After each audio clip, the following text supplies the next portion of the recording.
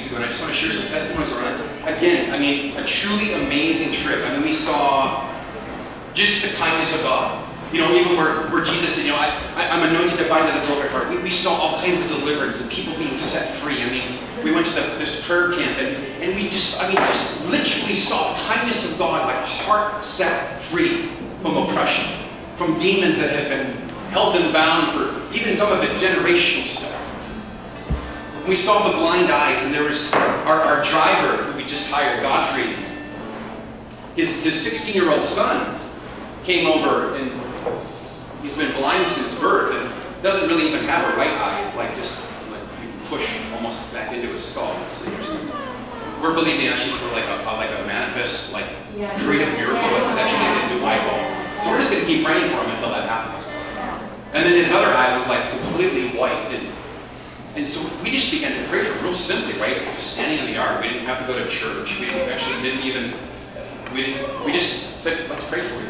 And we just begin to release that kindness. And again, it's that reality that we become the open heaven, where angels can ascend and descend on Jesus, because Jesus really, his heart is what? We just read it. It's to restore the sight to the blind. It's to set the captives free. It's to bring liberty. And so in that, we started to pray for him, and all of a sudden he began to see like flashes of light. And then I'm kind of waving my hand in front of him, and he can kind of see my hand. And I said, what do my hands do now? And I actually have video of this, and we need to get it posted if it's not already. I just put my hands like this. I said, can you see my hands now? And he puts his hands up and puts them together as if we're praying. And he's like, and I said, can you see my hand? And he's like actually watching my hand wave in front of him. And then I standing back, and I'm just kind of tugging on my shirt like this. He begins to grab and tug on his shirt as well. And we were just standing at Prosper's house in the front yard. And for like 25, 30 minutes, we prayed for him. And the sight began to happen. He's not fully there yet, but to me, that was an amazing breakthrough. Now, we saw some really cool things. We went to one of the churches there on Sunday, and the pastor called me the night before and said, hey, you know, there's this one kid we've been praying for a while. He's kind of got breakthrough. He's completely deaf. He's mute since birth. He goes, can I invite them to come to church in the morning? I said, yeah, of course. I mean, that'd be awesome. And so we had a sweet little time of worship and just the presence of God coming in. And then they pointed out which little guy it was, and so we had him come up. And when he came up, I actually invited a couple of our Hope Home kids to stand with me, and we just began to just pray for this little guy. Now mind you, he's completely deaf, mute, never spoke, ever. I'm just going to play the audio to it. The visual's really sweet too, but you just need it. It's good.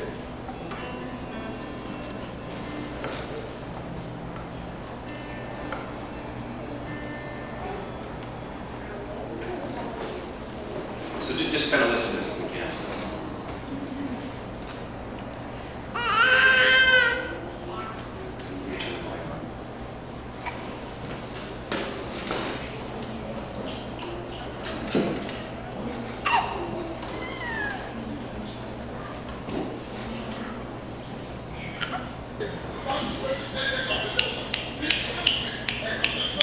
You can hear that.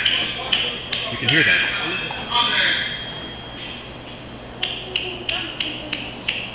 Starting to talk already. The hearing's starting to come back. He's actually hearing. So what's going on, William? What's happening with him right now? He's hearing. He's hearing. His ears are opening up. He's hearing from. Only hearing. Say one, two. First time he ever spoke. Two. He's counting. Three. One.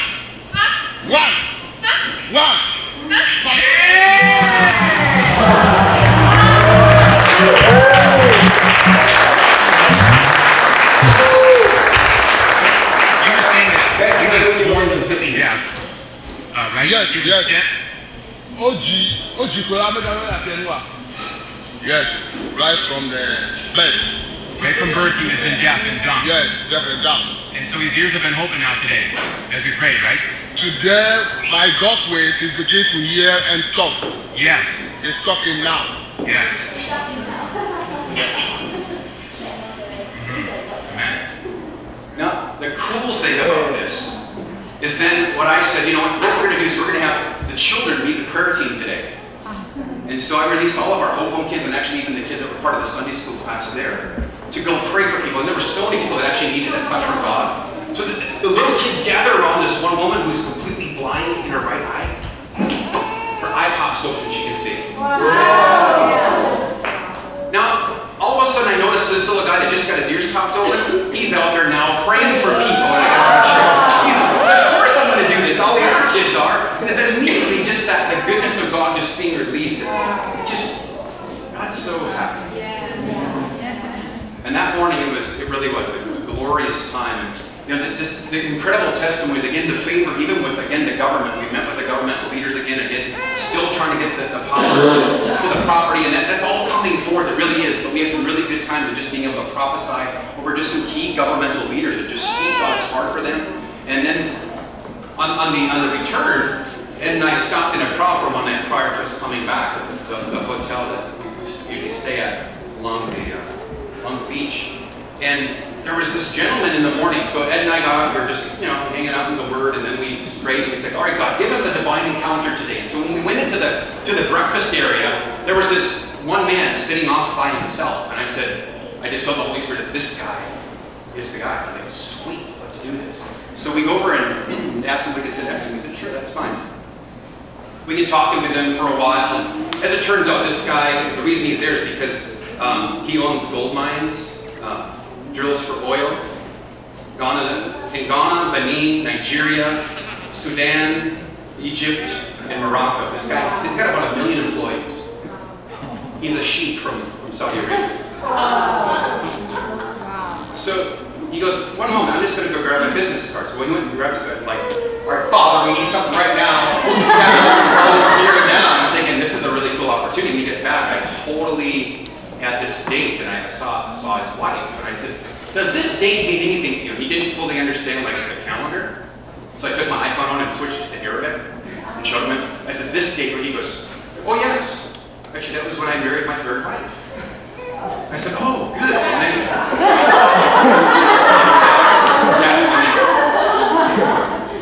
not recommended. But that's part of the culture. So, but it turned into a time where all of a sudden that word of knowledge got his attention, and then boom, boom, boom, just one thing after another. I mean, this dude, like, his eyes started to swell up or well up a little bit with tears, and then he's like, how do you know this? I said, well, I just listened to Jesus, and he just shared this with me. And so it was just really kind of a cool opportunity. Well, he actually wants us to go to Sudan, as well as Morocco, as well as Egypt. And while Ed and I were actually having breakfast, he gets on the phone, he goes, actually, let me call the president of Sudan right now. He literally dials the president of Sudan. Yeah, and he didn't answer, but I mean, it was just like, hey, this is cool. But anyway, God's amazing. Yes. And there's so many more testimonies that happened during this trip, and I tried to post the best we could as things were happening. One really sad thing, though, is that one of the churches we planted up in Kwamicum, and some of you have actually been out there for some of the open air crusades we did. It's a real heavily Muslim-influenced region, and really coming against the church and coming against Christians. And they actually burned our Global Presence church down, like to the ground. There's nothing left. To have a little stick of wood that's charcoal. And the cool thing, though, is it actually put a resolve in all of their hearts. They've got about 30 people that are like literally on to another level with their relationship with Jesus. And it's actually caused that resolve, saying, I don't care if we're persecuted, we're going to worship. And so they built a small thatch place right next to where the other one stood. And then next weekend, if we pray on it, because right now there's like no gas left in the nation of Ghana. There's all. The government owes the suppliers all kinds of money, and they literally cut off the supply. So right now, Cassie and them filled up the bus, and they took some extra tanks just to get filled up to last maybe a week or two. But after that, it's gone. I mean, already gas stations are saying we have no fuel. So we need to be praying into that just righteousness is done that way, where the government actually opens up their wallets and actually begins to make right with those that actually supply. But anyway, in that, Cassie's going up there, and they're actually going to just make awareness known around that. So we're going to buy a roof, and this time we're going to do metal holes. so the metal won't burn. So I'm thinking, right? And then we're just asking the Father to set like angels of fire around that. You know, kind of like when you have like a forest fire, they actually do what they call back burning.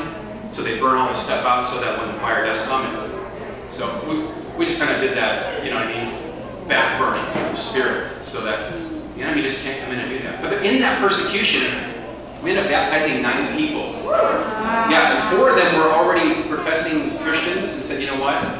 I'm taking this to a whole other level of seriousness with my relationship with God, so I want to be rebaptized. And then the other 5 were actually all new converts. And we baptized them in the river right down by the church, right in the open air, and made it known that Jesus is Lord. Just amazing. So thanks for everyone's prayers, because really there's something that really is happening in Ghana, but not just Ghana, it's here.